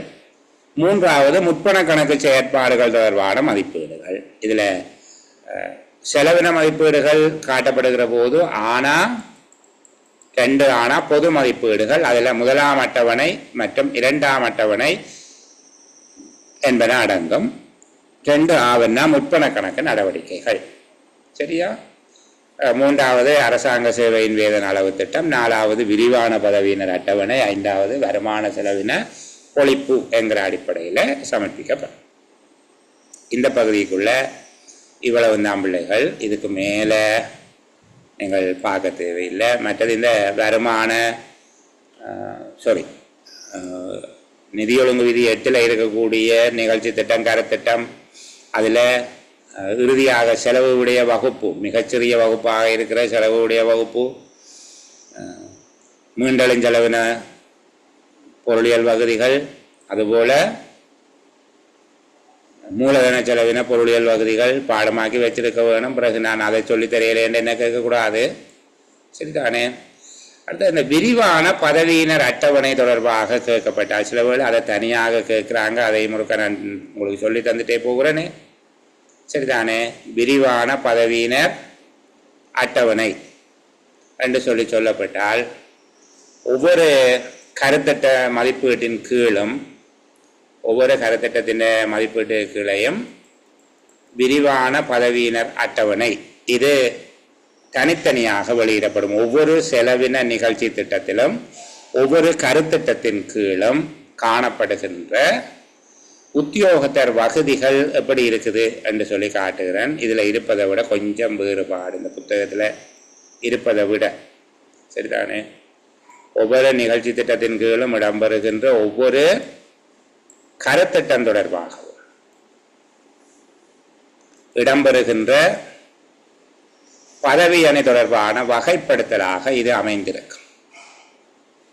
சிரேஷ்ட மட்டம், 3ஆம் மட்டம், 2ஆம் மட்டம், ஆரம்ப மட்டம் என பதவி அணி வகைப்படுத்தப்பட்டு பதவி அணி பற்றிய விரிவான அட்டவணை அல்லது பதவி அணி பற்றிய விவரங்கள் வெளியிடப்படுகிறது.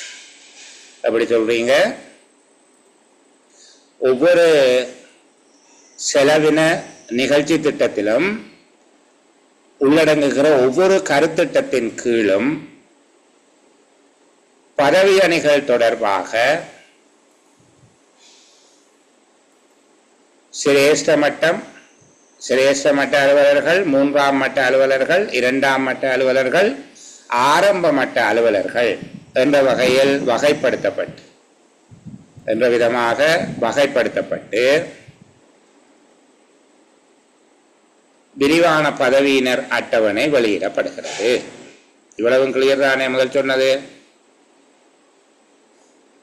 ஒவ்வொரு செலவின நிகழ்ச்சி திட்டத்தின் கீழும் உள்ளடங்குகிற ஒவ்வொரு கருத்திட்டத்துக்கு உள்ளேயும் சிரேஷ்ட மட்ட உறுப்பினர்கள், 3ஆம் நிலை அலுவலர்கள், 2ஆம் நிலை அலுவலர்கள், ஆரம்ப நிலை அலுவலர்கள் என்கிற அடிப்படையில் பதவி அணி தொடர்புபட்ட கீழ்வரும் தகவல்கள் உள்ளடக்கப்படும். பதவி அணியோடு தொடர்புடைய இப்படி தனித்தனியாக வகைப்படுத்தி சிரேஷ்ட மட்டம், 3ஆம் மட்டம், 2ஆம் மட்டம், ஆரம்ப நிலை மட்ட உத்தியோகத்தர்கள் என்ற வகையில் வகைப்படுத்தப்பட்டு தகவல்கள் வெளியிடப்படுகிறது. 5 வகையான தகவல்கள் இருக்கும். உத்தியோகத்தர்களினுடைய தொகுதியும் பதவிகளும் சிரேஷ்ட மட்டத்தில், 3ஆம் மட்டத்தில், 2ஆம் மட்டத்தில், ஆரம்ப மட்டம் இது தொகுதி. அதன் கீழே என்னென்ன பதவிகள் இருக்கு, அவர்களுக்குரிய வேதன அளவு திட்டம், கடந்த ஆண்டின் இறுதியில் இருந்த உத்தியோகத்தர்களின் உண்மையான எண்ணிக்கை, செலுத்தப்பட்ட மொத்த சம்பளம். இந்த ஆண்டு வரவு செலவு திட்டம் சமர்ப்பிக்கப்படுதுன்னா அதுக்கு முதல் ஆண்டு, முன்னைய ஆண்டின் இறுதியில் இருந்த உத்தியோகத்தர்களின் உண்மையான எண்ணிக்கை, ஆண்டின் போது செலுத்தப்பட்ட மொத்த சம்பளம். நடைமுறை ஆண்டில் மதிப்பிடப்பட்ட உத்தியோகத்தர்களின் எண்ணிக்கை. ஏன் நடைமுறை ஆண்டுன்றது இப்ப நடந்து கொண்டிருக்கு, இது கூடலாம் குறையலாம். அப்ப இது ஒரு எஸ்டிமேட்டட், சரிதானே? முதலாவதுல கடந்த ஆண்டுல இருந்த உண்மையான எண்ணிக்கை, இது மதிப்பிடப்பட்ட எண்ணிக்கை மற்றும் சம்பளம். எதிர்வரும் ஆண்டுக்குரிய உத்தியோகத்தர்களின் மதிப்பீட்டு எண்ணிக்கை, சம்பளம். இப்போ இது இலகுவாக இருக்கும் பாருங்க. இவ்வளவு நேரமும் அது கஷ்டமாக இருந்தது, சரியா? இனி எளிமையாக சொல்லுகிறேன். இனி கேட்டால் எழுதக்கூடியதாக இருக்கும். இதுவரைக்கும் விளங்கினது விளங்கல எல்லாத்தையும் விட்டு ஒரு கவனிங்க. விரிவான பதவி அணியினர் அட்டவணை என்பதால் கருதப்படுவது யார்? ஒவ்வொரு செலவின நிகழ்ச்சி திட்டத்தின் கீழும் ஒவ்வொரு கருத்திட்டத்திற்கும் தனித்தனியாக இது வெளியிடப்படுகிறது. ஒவ்வொரு செலவின நிகழ்ச்சி திட்டத்தின் கீழான ஒவ்வொரு கருத்திட்டத்திற்கும் தனித்தனியாக இது வெளியிடப்படுகின்றது. சிரேஷ்ட மட்ட அலுவலர்கள், 3ஆம் நிலை அலுவலர்கள், 2ஆம் நிலை அலுவலர்கள், ஆரம்ப நிலை அலுவலர்கள் என உத்தியோகத்தர் வகுதிகளின் அடிப்படையில் பதவி அணிகள் தொடர்பான கீழ்வரும் விவரங்கள் இந்த அட்டவணையில் உள்ளடங்க வேண்டும். திரும்ப சொல்லுகிறேன். ஒவ்வொரு செலவின நிகழ்ச்சி திட்டத்தின் கீழும் ஒவ்வொரு கருத்திட்டத்தின் கீழும் உள்ளடங்குகின்ற பதவி அணியினர் தொடர்பாக விரிவான பதவி அணியினர் அட்டவணை வெளியிடப்படுகிறது. சிரேஷ்ட மட்ட உத்தியோகத்தர்கள், 3ஆம் நிலை உத்தியோகத்தர்கள், 2ஆம் நிலை உத்தியோகத்தர்கள், ஆரம்ப நிலை உத்தியோகத்தர்கள் என்கிற அடிப்படையில் தொடர்புபட்ட பதவி அணிகள் சம்பந்தமான கீழ்வரும் தகவல்கள் விரிவான பதவி அணியினர் அட்டவணையில் உள்ளடக்கப்பட வேண்டும். முதலாவது உத்தியோகத்தர்களின் தொகுதியும் பதவிகளும். 2வது சம்பள அளவு திட்டங்கள். இப்போ இந்த ரெண்டும் உங்களுக்கு தெரியும். உத்தியோகத்தர்களுடைய தொகுதி சிரேஷ்ட மட்டமா, 3ஆம் மட்டமா, 2ஆம் மட்டமா, ஆரம்ப மட்டமா, அதில் என்னென்ன பதவிகள் அங்கே இருக்கு. 2வது அவர்கள் எந்த சம்பளம் பெறுகிறார்கள், வேதன அளவு திட்டம். இனி 3 வருஷத்திலையும் உத்தியோகத்தர்களுடைய எண்ணிக்கை, அவர்களுக்கு வழங்கும் வேதனம். கடந்த ஆண்டு உண்மையான எண்ணிக்கையும் வழங்கப்பட்ட சம்பளமும், நடப்பு ஆண்டு மதிப்பிடப்பட்ட எண்ணிக்கையும் சம்பளமும், எதிர்வரும் ஆண்டு மதிப்பிடப்பட்ட எண்ணிக்கையும் சம்பளமும். இனி படிச்சு பாருங்க, விளங்காமல் போகாது, சரிதானே? நான் அடிக்கடி சொல்லுகிற ஒரு வார்த்தை, திறக்க முடியாத பூட்டு எதுவும் இல்லை, ஆனால் சரியான திறப்பு போடுங்க. அதுபோல இதுலையும் விளங்காதது எதுவும் இல்லை, நாங்கள் சரியாக கிரகிச்சு விளங்கி கொண்டோம்டா சரி. சரியா? நான் சொன்ன விடயங்கள் இது. உண்மையில நான் சொல்லுகிறது, பிள்ளைகள் கணிசமான புள்ளிகளை பெற வேண்டும் அல்லது நல்ல அறிவு பெற வேண்டும், இந்த துறை சார்ந்த தெளிவு எனக்கு வேணும் என்று ஆசைப்படுகிறவர்களுக்காக இந்த 3வது சுற்று. ஏதோ 6 கேள்வியில தெரிஞ்செடுத்து ஒரு 4 கேள்விக்கு விடி எழுதி 41 எடுக்க மாட்டோமா என்று கேட்கிறவர்கள் இதை பார்க்குறவா, இது கொஞ்சம் சுகமா இருக்கு, பரவாயில்லையே, படிக்கலாம் என்று சொல்லி நினைக்கக்கூடிய மாதிரி இந்த சுற்று இருக்கும். அவ்வளவுதான், சரிதானே? சரி. அப்போ இதுல ஏதாவது விளக்கமின்மை இருந்தால் தயவு செய்து எனக்கு மெசேஜ் போடுங்க. நான் நினைக்கிறேன் அழகாக விளங்கி இருக்கு, சரிதானே? அப்போ ஆண்டு மதிப்பீடுகளினுடைய அமைப்பு, செலவு மதிப்பீடுகள், பொது மதிப்பீடு, முற்பண கணக்கு முயற்சிகள், வேதன அளவு திட்டங்கள் என்கிற அடிப்படையில் இருக்கும். அதை விட வருமான மதிப்பீடு இருக்கும், செலவின மதிப்பீடுகள் இருக்கும். வருமான மதிப்பீடு, செலவின மதிப்பீடு, சம்பள அளவு திட்டங்கள், பதவி அணியினர் தொடர்பான விரிவான அட்டவணை, வருமான செலவின பொழிப்பு என்கிற 5 வகையாக இருக்கும். அதில் செலவு விவரங்கள் அல்லது செலவு தொடர்பாக நாங்கள் பொது மதிப்பீடுகள், செலவின மதிப்பீடுகளை ரெண்டாக பிரிக்கிறோம். பொது மதிப்பீடு, முற்பண கணக்குகள் தொடர்புட்ட மதிப்பீடுகள். அது தனியாக கேட்கப்பட்டால் செலவின மதிப்பீடு எவ்வாறு சமர்ப்பிக்கப்படுகிறது, தனியாக செலவின மதிப்பீடு என்று கேட்கப்பட்டால் கவனிங்க, செலவின மதிப்பீடுகளின் அமைப்பு எவ்வாறு அமைகிறது. பகுதி 1 பொது மதிப்பீடுகள், பகுதி 1 பொது மதிப்பீடுகள். அதாவது செலவின மதிப்பீடுகளில் 1 பொது மதிப்பீடு. இது 1ஆம் 2ஆம் அட்டவணைகள், அதாவது ஒதுக்கீட்டு சட்ட சேவைகளையும் விசேட சட்ட சேவைகளையும் உள்ளடக்கி இருக்கும். 2வது முற்பண கணக்கு முயற்சிகள், 3வது வேதன அளவு திட்டங்கள், சம்பள கொடுப்பனவுகள். இந்த 3ம் செலவின மதிப்பீடுகளுக்குள்ள வருகிற பிரிவுகள். சரிதானே? தனியாக செலவின மதிப்பீட்டை கேட்டுவிட்டா அப்போ 1வது வருமான மதிப்பீடு, 2வது செலவின மதிப்பீடு, 3வது விரிவான பதவியினர் அட்டவணை, 4வது வருமான செலவின பொழிப்புகள் என்பதாக அமைந்திருக்கிறது. சரி, சரிதானே? அப்போ இந்த விஷயத்தை கேட்டுட்டு நான் இனி பிள்ளைகளுக்கு கொஞ்சம் தள்ளி போயிட்டு கொஞ்சம் விஷயத்தை சொல்லுகிறேன். இனி இந்த நிகழ்ச்சி திட்டம், கருத்திட்டம் தொடர்பாக எல்லாம் கதைக்கையில் எனக்கு இன்றைக்கு இந்த கம்ப்யூட்டர் செய்கிற குறைபாடு ஒன்று உங்களை பார்க்க வேணாம்னு சொல்லிச்சு, வீடியோ ஒன் பண்ண இல்லாதன்னு சொல்லி, அடுத்தது உருட்டை இல்லாமல் இருக்குது. உருட்டினா சின்னனாக மாறுது, இதுதானே, அல்லது அது அழிஞ்சு போகுது. இப்போ இந்த மாதிரியான சின்ன குறைபாடு அதில் இருக்கிறதால தான் நான் இப்படி செய்ய வேண்டியிருக்கு. இன்னொரு முக்கியமான விடயம், வரவு செலவு திட்டம் ஒன்று சமர்ப்பிக்கப்படுகிற படிமுறைகள் தொடர்பாக கேட்டிருக்கிறாங்க கடந்த காலத்தில். இதுதானே, அதாவது ஒரு ஆண்டு மதிப்பீடு சமர்ப்பிக்கப்படுகின்ற படிமுறை. மதிப்பீடுகள் பாராளுமன்றத்துக்கு சமர்ப்பிக்கப்படுவதிலே ஆரம்பித்து அது ஒதுக்கீட்டு சட்டமாக தோற்றம் பெறுவது வரைக்கும் எவ்வாறான படிமுறைகளுக்கூடாக அது நகருது.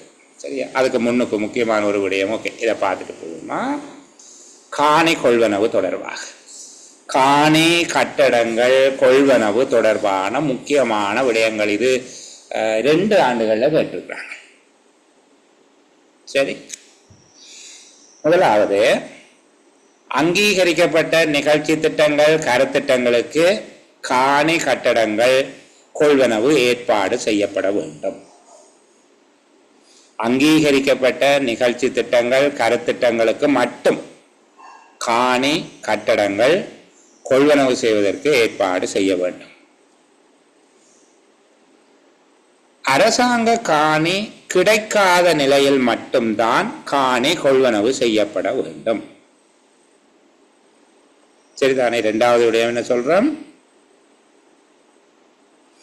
அரசாங்க காணி கிடைக்காத பட்சத்தில் மட்டும்தான் காணி கொள்வனவு செய்யப்பட வேண்டும். கட்டடங்கள் கொள்வனவு செய்வதாக இருந்தால் அது திணைக்கள நடவடிக்கைகளுக்கு பொருத்தமாக இருக்க வேண்டும், அல்லது குறைந்த செலவில் பொருத்தமாக மாற்றி அமைக்கக்கூடியதாக இருக்க வேண்டும். குறைந்த செலவில் பொருத்தமாக மாற்றி அமைக்கக்கூடியதாக இருக்க வேண்டும். இப்போ 3 விடயம் நாங்கள் சொல்லிட்டோம். என்ன சொன்ன நாங்கள்? முதலாவது, அரசாங்க நிகழ்ச்சி திட்டங்கள், கருத்திட்டங்களுக்கு மட்டும், அங்கீகரிக்கப்பட்ட நிகழ்ச்சி திட்டங்கள், கருத்திட்டங்களுக்கு மட்டும் காணி கட்டடங்கள் கொள்வனவு செய்யப்படலாம். காணி என்கிற விடயத்தில் அரசாங்க காணி கிடைக்காது என்ற நிலையில் மட்டும்தான் காணி கொள்வனவு செய்யப்பட வேண்டும். கட்டடம் கொள்வனவு செய்வதாக இருந்தால் திணைக்கள நோக்கத்துக்கு பொருத்தமானதாக அல்லது குறைந்த செலவில் பொருத்தமாக மாற்றி அமைக்கக்கூடியதாக இருக்க வேண்டும். இவற்றுக்கான மதிப்பீட்டு அறிக்கை, எஸ்டிமேட், விலை மதிப்பாளரிடம் இருந்து, பிரதான விலை மதிப்பீட்டாளர், சரிதானே, பிரதான விலை மதிப்பீட்டாளரிடமிருந்து பெற்றுக்கொள்ள வேண்டும். கணக்கீட்டு உத்தியோகத்தர் காணி கொள்வனவு செய்யும் போது கீழ்வரும் தகவல்களை, காணி கட்டடம் கொள்வனவு செய்வது தொடர்பாக கீழ்வரும் தகவல்களை பிரதான கணக்கீட்டு உத்தியோகத்தருக்கு ஊடாக சமர்ப்பிக்க வேண்டும். காணியின் பெயர், காணியின் பரப்பு, காணி கொள்வனவு செய்வதன் நோக்கம், அதற்கு ஏற்படத்தக்க செலவு. கட்டடங்களாக இருந்தால் காணியில் உள்ள கட்டடங்கள், அவற்றின் படம், சரிதானே, அவற்றுக்கு ஏற்படக்கூடிய திருத்தங்கள், அவற்றுக்கு ஏற்படும் செலவு. சரியா? கட்டடங்கள் பயன்படுத்தப்படாமல் இருக்கக்கூடிய சாத்தியம் உண்டா என்பது பற்றிய விவரம் இது எளிமையாக சொல்லியிருக்கு. இவ்வளவையும் உள்ளடக்கி நீங்கள் ஒரு கேள்வியை சமாளிக்கலாம். காணி கட்டடம் கொள்வனவு செய்யப்படுவது தொடர்பான முக்கியமான விடயங்கள் எவை? முதலாவது, அங்கீகரிக்கப்பட்ட அல்லது அனுமதிக்கப்பட்ட நிகழ்ச்சி திட்டங்கள், கருத்திட்டங்களுக்கு மாத்திரம் காணி கட்டடங்கள் கொள்வனவு செய்ய ஏற்பாடு செய்யப்பட வேண்டும்.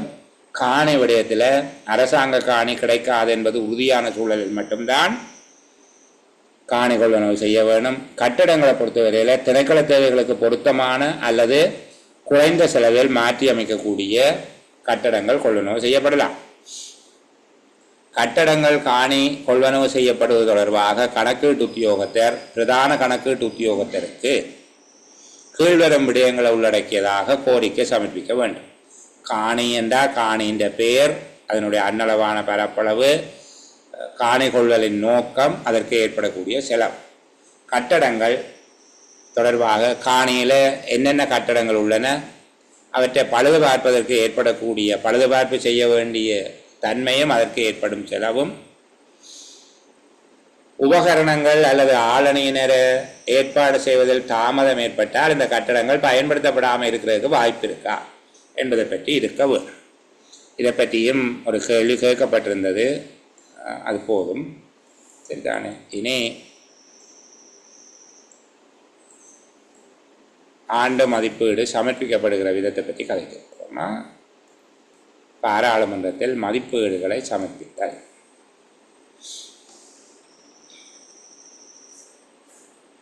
ஒரு வரவு செலவு திட்ட மதிப்பீடு திரைசேரிக்கு சமர்ப்பிக்கப்படுவதில் தொடங்கி அது ஒதுக்கீட்டு அதிகார சட்டமாக மாறுகின்ற வரையிலான அதனுடைய படிமுறைகளை பற்றி நாங்கள் பார்ப்போம். வரைவு மதிப்பீடுகள் திரைசேரியினால் சமர்ப்பிக்கப்படுவது தொடங்கி அது ஒதுக்கீட்டு அதிகார சட்டமாக மாறுவது நான் எளிமையாக உங்களுக்கு சொல்லித்தார், சரிதானே. இலகுவாக நீங்கள் புரிந்து கொள்ளக்கூடியதாக முதலாவது வரைவு மதிப்பீடுகள் தயாரிப்பதற்கு. வரைவு மதிப்பீடுகள் திரைசேரியினால் தான் தயாரிக்கப்படும். இப்போ திரைசேரி தன்னால் தயாரிக்கப்பட்ட வரைவு மதிப்பீடுகள், அதாவது டிராஃப்ட், சரிதானே, எஸ்டிமேட்டுக்குரிய டிராஃப்ட் மதிப்பீடுகள் அமைச்சரவையினுடைய அங்கீகாரத்தை பெறும். வரைவு மதிப்பீடுகள் அந்த டிராஃப்ட் ஒரு எஸ்டிமேட் உண்டு செய்து அதுக்குரிய டிராஃப்ட் உண்டு. வரைவு மதிப்பீடுகள் செயலாளர்கள், திணைக்கள தலைவர்கள் ஆகியோரோடு கலந்துரையாடி அவர்களிடமிருந்து பெற்ற தகவல்களை அடிப்படையாக கொண்டு திரைசேரி வரைவு மதிப்பீடுகளை தயாரிக்கும். தயாரிக்கப்பட்ட வரைவு மதிப்பீடுகள் அமைச்சரவையினுடைய அங்கீகாரத்துக்காக சமர்ப்பிக்கப்படும். அமைச்சரவை அதை அங்கீகரித்த பின்பாக அரசாங்க அலுவலகருக்கு அனுப்பி வைக்கும். யார்? திரைசேரி. அரசாங்க அலுவலகர், கவர்மெண்ட் பிரஸ் சொல்லுவீங்க, அரசாங்க அலுவலகருக்கு அனுப்பி அது அச்சிடப்படும். அந்த வரைவு மதிப்பீடுகள் அச்சிடப்படும். நிதியமைச்சர் அதனை பாதுகாப்பாக கொண்டு வந்து வரைவு மதிப்பீடுகள் தொடர்பாக பாராளுமன்றத்தில் அதனை சமர்ப்பித்து, அதுதான் வரவு செலவு திட்டத்தை பெட்டியில் பூட்டி கொண்டு வந்து ஜனாதிபதி இந்த ஆண்டும் பேசினார். நீங்கள் பார்த்தீங்கன்னா தெரியும். அதுதான் வரைவு மதிப்பீடு பாராளுமன்றத்தில் சமர்ப்பிக்கப்படுகிறது. அதுவரையில் அது ரகசிய ஆவணம், சரிதானே. அந்த செலவின மதிப்பீடுகள் தொடர்பில் ஏற்கனவே சட்டத்தினால அதிகாரம் அளிக்கப்பட்டிருந்தால் அது 2வது அட்டவணையிலையும், சட்டத்தினாலே அதிகாரம் அளிக்கப்படாதவை எல்லாம் 1ஆம் அட்டவணையில், அதாவது ஒதுக்கீட்டு சட்டமூலத்தில் சேர்த்து கொள்ளப்படும். நிதி அமைச்சர், நிதி என்ற விடயத்துக்கு பொறுப்பான அமைச்சர் அச்சிடப்பட்ட வரைவு மதிப்பீடுகளை பாராளுமன்றத்தில் சமர்ப்பிப்பார். அப்போ முதலாவது விடயம் என்ன? மதிப்பீடுகளை பாராளுமன்றத்துக்கு சமர்ப்பிப்பது முதலாவது படிமுறை. சரிதானே? மதிப்பீடுகளை பாராளுமன்றத்துக்கு சமர்ப்பித்தல் முதலாவது படிமுறை. எப்படி சொல்லப்பட்டிருக்குது? வரைவு மதிப்பீட்டுக்கு அமைச்சரவையின் அங்கீகாரம் பெற்ற பின்பாக திரைசேரி அதை அரசாங்க அச்சகத்துக்கு அச்சிடுவதற்காக அனுப்பி வைக்கும். அவ்வாறு அச்சிடப்பட்ட வரைவு மதிப்பீடு நிதி அமைச்சரால் பாராளுமன்றத்துக்கு சமர்ப்பிக்கப்படும் வரையில் அந்தரங்க ஆவணமாக வைத்திருக்கப்படும். ஏற்கனவே உள்ள சட்டங்களின் வழியாக அங்கீகரிக்கப்படாத மதிப்பீடுகள், ஏற்கனவே சட்டத்தினால அங்கீகரிக்கப்படாத செலவு மதிப்பீடுகள் ஒதுக்கீட்டு அதிகார சட்ட மூலத்தில் உள்ளடங்கும். நிதியமைச்சர் அந்த சட்ட மூலத்தை அச்சிடப்பட்ட வரைவு மதிப்பீடாக பாராளுமன்றத்துக்கு சமர்ப்பிப்பார். இது முதலாவது. சரிதானே? அப்போ நிதியமைச்சர் மதிப்பீடுகளை பாராளுமன்றத்துக்கு சமர்ப்பித்தல் முதலாவது படிமுறையாக இருக்கும். அந்த முதலாவது படிமுறை என்னென்று தெரியும்.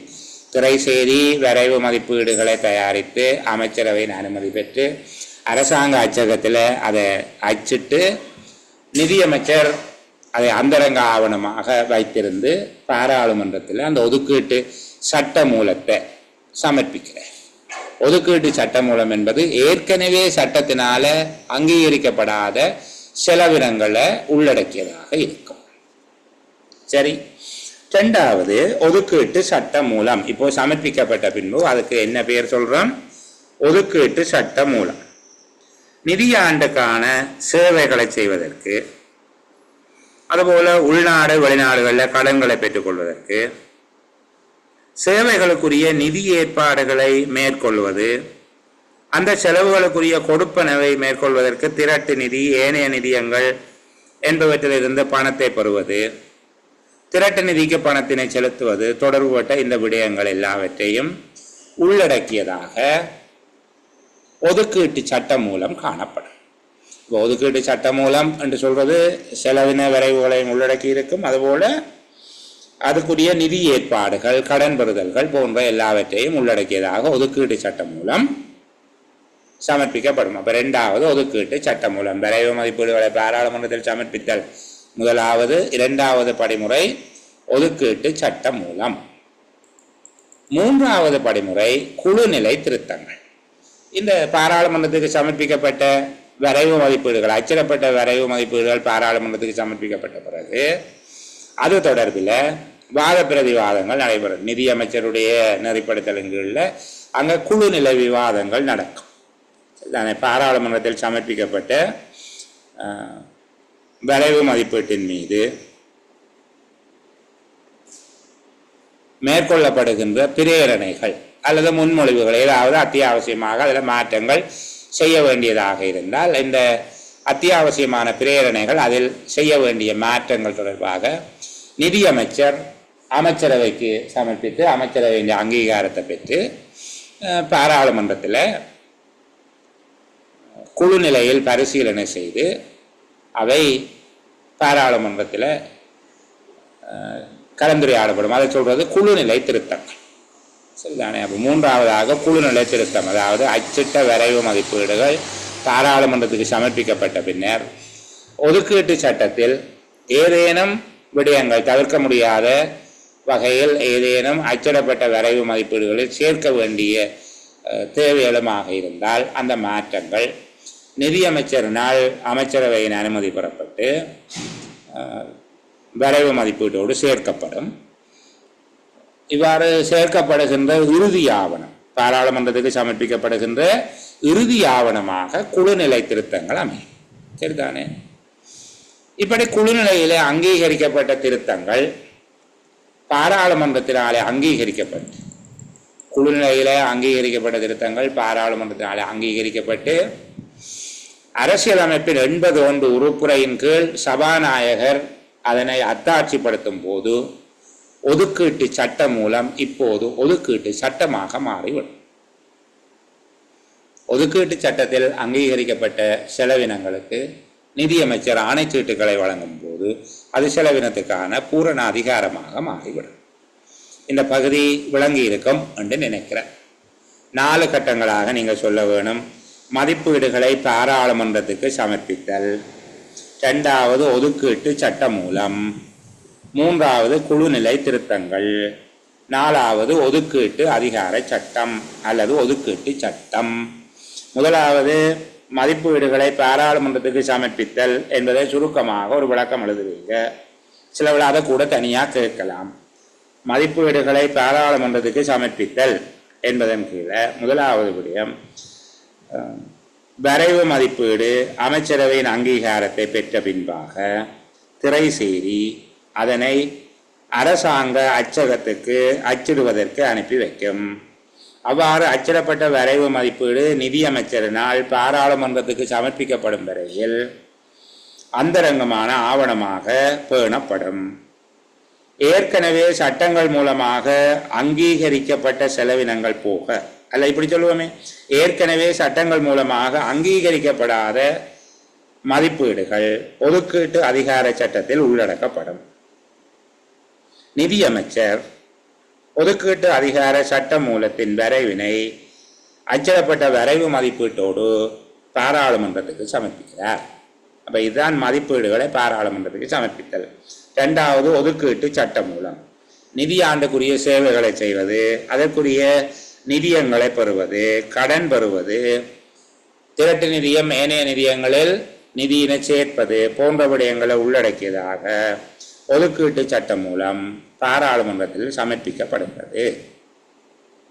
3வது குழுநிலை திருத்தங்கள், அச்சிடப்பட்ட வரைவு மதிப்பீடு பாராளுமன்றத்துக்கு சமர்ப்பிக்கப்பட்ட ஆவணம் இறுதி ஆவணமாக இருக்கும். இருந்தாலும் ஒதுக்கீட்டு சட்ட மூலத்தில் ஏதேனும் முக்கியமான மாற்றங்கள் செய்ய வேண்டியதாக இருந்தால் பிரேரணைகள் சமர்ப்பிக்கப்பட்டு நிதி அமைச்சருடைய வழிகாட்டலில் அமைச்சரவையினால் அந்த திருத்தங்கள் அங்கீகரிக்கப்படும். அப்போது அது குழுநிலை திருத்தங்கள் என அழைக்கப்படுகிறது. 4வது பாராளுமன்றத்தால் குழுநிலை திருத்தங்கள் அங்கீகரிக்கப்பட்ட பின்பு அங்கீகரிக்கப்பட்ட ஆவணத்தில் அரசியலமைப்பு சட்டத்தின் 81 உறுப்புரையின் கீழ் சபாநாயகர் அத்தாட்சிப்படுத்தும் போது ஒதுக்கீட்டு சட்டம் மூலம் ஒதுக்கீட்டு அதிகார சட்டமாக மாறிவிடுகிறது. அப்போ 4வது ஒதுக்கீட்டு சட்டம். இதுதான் ஒரு வரைவு மதிப்பீடு ஒதுக்கீட்டு அதிகார சட்டமாக அல்ல ஒதுக்கீட்டு சட்டமாக நிறைவேற்றப்படும் வரையிலான படிமுறை. அல்லது பாராளுமன்றத்தில் வரைவு மதிப்பீடு அல்லது ஆண்டு மதிப்பீடு நிறைவேற்றப்படுகின்ற படிமுறை என்று கேட்கப்பட்டாலும் இந்த விடயத்தை நீங்கள் சொல்லிக்கொள்ளக்கூடியதாக இருக்கும். சரிதானே? இந்த செலவு மதிப்பீடுகள் தொடர்பாக எல்லாம் பார்க்க தேவையில்லை, அதெல்லாம் நாங்கள் பார்த்தாச்சு. வகை மாற்றம் என்றால் என்ன, வகை மாற்றம் செய்யக்கூடிய சூழல் எது, வகை மாற்றம் செய்ய முடியாத சூழல் எது என்பது தொடர்பாக எல்லாம் நாங்கள் திருப்திகரமாக பேசிட்டோம். சரிதானே? அந்த விடயங்கள் தொடர்பில் நீங்கள் புதிதாக தேடுறதுக்கு ஒன்றும் இல்லை. 71வது நிதி ஒழுங்கு விதி பற்றி நாங்கள் அழகாக சொல்லி தந்தனாங்க, நேற்றும் சொல்லியிருந்தேன். சரிதானே? இந்த பதவிகள் பதவி அணி தொடர்பான அனுமதி பெறுவது, அதில் தாவன பணிப்பாளர் நாயகம், அதே போல் முகாமைத்துவ சேவைகள் பணிப்பாளர் நாயகம் தொடர்பாக எல்லாம் நாங்கள் கதைச்சிருக்கிறோம். அந்த பகுதி உங்களுக்கு தெளிவு. சரிதானே? முதலாம் வாசிப்பு, 2ஆம் வாசிப்பு என்று சொல்லப்படுகிறது. முதலாம் வாசிப்பு என்று சொல்லுகிறது அந்த நிதியமைச்சர் சமர்ப்பிக்கிறது, மதிப்பீட்டை சமர்ப்பிக்கிறது. 2ஆம் வாசிப்பு என்று சொல்வது குழுநிலை திருத்தங்கள் நடைபெறுகிற விடயத்தில் சொல்லும். இந்த விசேட சட்ட சேவைகள், எதிர்பாராத செலவு நிதியம் என்பவை தொடர்பாக எல்லாம் ஏற்கனவே அழகாக பேசிட்டோம். சரிதானே? ஒரு கொஞ்சம் கவனிங்க, இந்த பகுதிகளை கொஞ்சம் பார்க்கவும். சரிதானே? அரசாங்கத்தினுடைய வருமான மதிப்பீடுகள் தலைப்புகள் கேட்பார்கள். இங்கே கவனிங்க, இதில் அரசுரை மதிப்பீடுகளில் உள்ளடங்காத வருமானங்கள் 82 சொல்லி தந்த நான் 83 இந்த பகுதியை கொஞ்சம் நீங்கள் பாடமாக்கி வச்சிருக்க வேணுமா? அரசுரை வருமான தலைப்புகள். சரிதானே? அதாவது அரசுரை வருமானங்கள் தொடர்பான தலைப்புகளவை என்று சொல்லி கேட்டிருக்காங்க. உற்பத்தி செலவினம் மீதான வரிகள், கூட்டு வருமானம் மீதான வரிகள், கூட்டு அல்லாத வருமானம் மீதான வரிகள், வர்த்தக தொழில் முயற்சிகளின் பெறுகைகள், பெற்ற வாடகை, வட்டி லாபம், பங்கு லாபம், விற்பனைகளும் விதிப்பணங்களும், சமூக பாதுகாப்பு உதவுத்தொகைகள், பிற நடைமுறை மாற்றங்கள், மூலதன பொருட்களின் விற்பனை, உள்நாட்டு துறையில் இருந்தான மூலதன மாற்றம், வெளிநாட்டு துறையில் இருந்தான மூலதன மாற்றம், கடன்கள் முற்பணங்கள் திருப்பி பெறுதல், அதாவது அரசாங்கத்துக்கு திருப்பி செலுத்துதல், உள்நாட்டு துறையிலிருந்து நேரடியாக கடன் பெறுதல், அரசுரை மதிப்பீடுகள், வெளிநாட்டு துறையிலிருந்து நேரடியாக கடன் பெறுதல் என்று சொல்லப்பட்டிருக்கு. இதை விட இந்த நிதியீட்ட மூலங்கள் ஏற்கனவே சொல்லித்தந்தேன். சரிதானே? எப்படி திரட்டு நிதி, விசேட சட்ட நிதி, வெளிநாட்டு உதவி கடன், வெளிநாட்டு உதவி நன்கொடை, மீள் நிதியிடத்தக்க வெளிநாட்டு உதவி கடன், மீள் நிதியிடத்தக்க வெளிநாட்டு உதவி நன்கொடை, எதிரணை நிதியம் அல்லது நேரொத்த நிதியம் என்று சொல்லி தனித்தனியாக பார்த்து வச்சிருக்கிறீங்க. அந்த பகுதியை முழுக்கா படித்து கொள்ளுங்க. இவ்வளவுதான் வருமான தலைப்புகள் தொடர்பாக.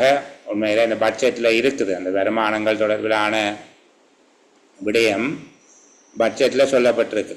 சரிதானே? முதல்ல செலவின தலைப்புகள் சொல்லப்பட்டு அதுக்கு பிறகு வருமான தலைப்புகள். நான் அந்த பகுதியை ஒருக்கா காட்டி விடுகிறேன். சரிதானே? நான் ஏற்கனவே சொன்னது போல் அந்த இதையும் ஒழிச்சு மறைச்சு வைக்கிறது வேலை இல்லை. இது பாருங்க, அரசாங்கத்தினுடைய அரசுரை, அரசாங்க அரசுரை எப்படி பிரிக்கிறோம்? வரி வருமானம். சரிதானே? வரி வருமானங்கள் இது ஒரு குறித்து கொள்வது நல்லது. அரசாங்கத்தினுடைய அரசுரை வருமான தலைப்புகளை சொல்லுங்கன்னு கேட்டால் பெரிய தலைப்பு வரி வருமானம். அதில் சர்வதேச வியாபாரம் மீதான வரி 10(1), உள்ளூர் பொருட்கள் மற்றும் சேவைகள் மீதான வரி, அனுமதி பத்திர வரி, ஏனையவைகள். அனுமதி பத்திர வரியும் ஏனையவைகளும் மூன்றாவது. முதலாவது என்ன சொன்னாங்க? வரி வருமானங்களை அரசாங்க அரசுரையில் வரி வருமானம். அதில் வரி வருமானத்தில் முதலாவது சர்வதேச வியாபாரம் மீதான வரி, இரண்டாவது உள்ளூர் பொருட்கள் மற்றும் சேவைகள் மீதான வரி, மூன்றாவது அனுமதி பத்திர வரியும் ஏனையவைகளும். அனுமதி பத்திரங்கள் லைசன்ஸ் அப்படின்றது தானே? சரியா? அடுத்தது வருமானம் லாபங்கள் மீதான வரிகள், நாலாவது வருமானம் லாபங்கள் மீதான வரிகள்.